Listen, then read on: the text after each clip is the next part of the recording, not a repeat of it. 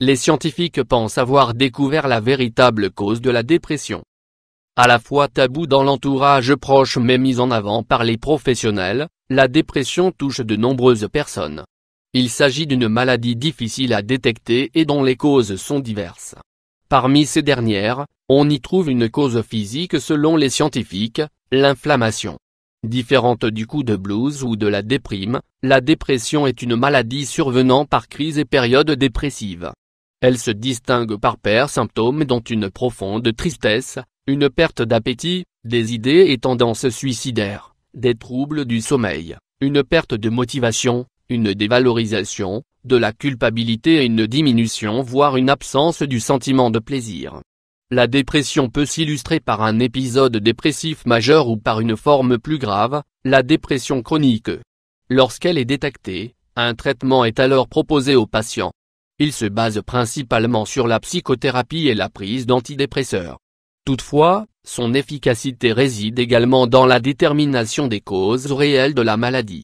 Ces dernières sont multifactorielles, antécédents familiaux, environnement social, expériences traumatisantes ou encore troubles psychologiques sont autant de causes et de facteurs de risque de l'apparition de la dépression.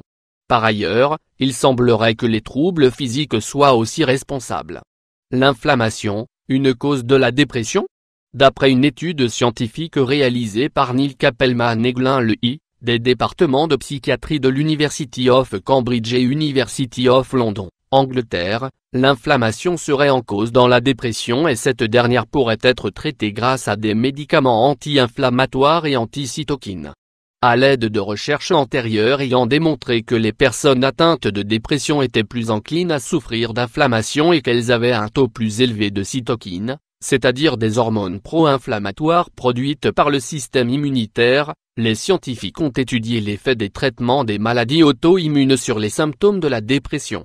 Ils ont découvert que les médicaments anti-inflammatoires et anti-cytokines offraient un résultat positif dans le traitement de la dépression.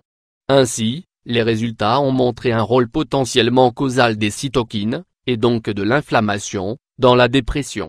Par conséquent, les médicaments anti-inflammatoires et anti-cytokines seraient une alternative possible aux antidépresseurs.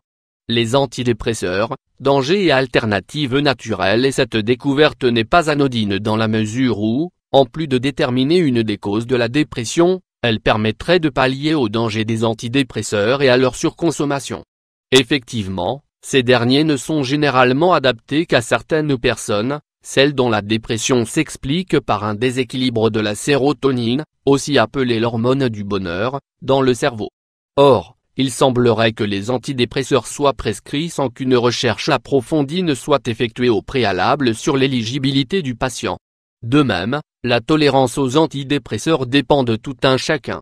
Des effets secondaires notables tels que des céphalées, des nausées, des troubles du comportement, des troubles de la libido, des tremblements, des diarrhées, un passage à l'acte et une dépendance ont été notés chez certains patients, notamment chez les enfants et adolescents ainsi que chez les patients n'ayant pas besoin d'antidépresseurs.